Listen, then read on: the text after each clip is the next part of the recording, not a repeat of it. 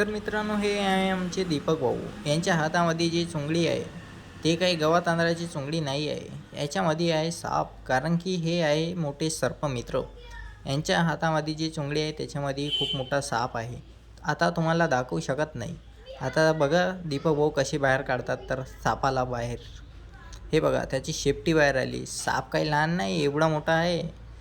बघा त्याची शेपटी एवढी आहे तर साप केवढा मोठा असणार. हा बघा कसा टुनटुन उड्या मारत बाहेर निघाला आहे. हा बघा साप, याला म्हणतात धामण. ही आहे धामण आणि खूप मोठी धामण आहे. ही कमसे कम 7 फुटाची धामण आहे. आपल्या दीपक भाऊ पकडून आणले होते आमच्या दुकानाकडे. आता याला सोडायसाठी आला आहे. हा बघा कसा टुणूक टुणूक लवत आहे इकडे तिकडे. आता याला रिलीज करण्यासाठी आम्ही इकडे जंगलामध्ये आलो आहोत.